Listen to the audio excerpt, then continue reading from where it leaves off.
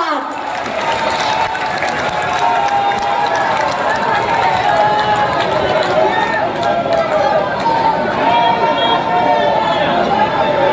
भारत माता की, भारत माता की, भारत माता की। वंदे वंदे वंदे। भारतीय जनता पार्टी के प्रदेश के लोकप्रिय और कर्मठ अध्यक्ष माननीय स्वतंत्र देव सिंह जी, उत्तर प्रदेश सरकार में मेरे वरिष्ठ सहयोगी औद्योगिक विकास के मंत्री श्री सतीश महाना जी, प्रदेश सरकार में ही मंत्री श्रीमती नीलिमा कटियार जी, भारतीय जनता पार्टी के क्षेत्रीय अध्यक्ष श्री मानवेंद्र सिंह जी, इस आर्यनगर विधानसभा क्षेत्र के प्रभारी राज्यसभा के माननीय सांसद श्री ब्रजलाल जी, लोकप्रिय सांसद श्री सत्यदेव पचौरी जी, लोकप्रिय सांसद श्री देवेंद्र सिंह भोले जी, महापौर श्रीमती परमिला पांडे जी, जिला पंचायत के अध्यक्ष श्रीमती स्वप्निल अरोड़ जी, भारतीय जनता पार्टी के सभी लोकप्रिय विधायकगण श्री सुरेंद्र मैथानी जी, श्री महेश त्रिवेदी जी, सुपेंद्र पासवान जी, श्री अभिजीत सिंह सांगा जी, श्री भगवती सागर जी, श्री अरुण पाठक जी, श्रीमती प्रतिभा शुक्ला जी, विधान परिषद के सदस्य श्री सलील बिश्नोई जी। आज के इस कार्यक्रम में यहाँ पर विशेष रूप से उपस्थित श्रीमती कमलावती सिंह जी, श्री प्रकाश पाल जी, श्री देवेंद्र कोरी जी, श्री सुनील बजाज जी,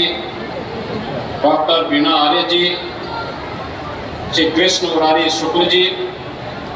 और भारी संख्या में आज के इस सम्मेलन में यहाँ पर उपस्थित कानपुर के सभी उपस्थित भाइयों बहनों,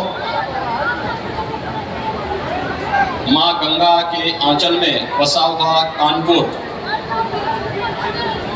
आजादी की लड़ाई का एक प्रमुख केंद्र बिंदु रहा है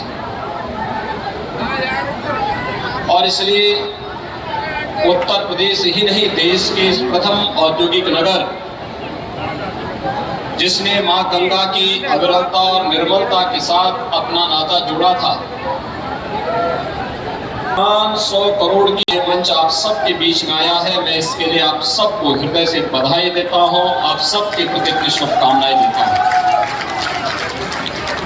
भाइयों बहनों, कानपुर एक बार फिर से अपनी नई आभा के साथ देश के अंदर स्थापित हो रहा है।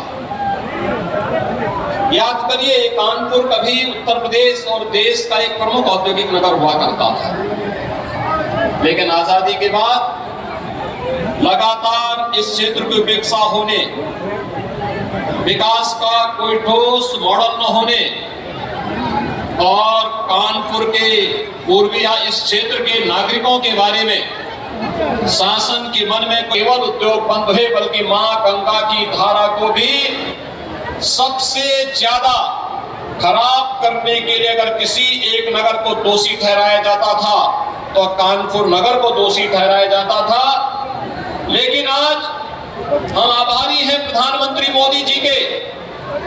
नमामि गंगे परियोजना के कारण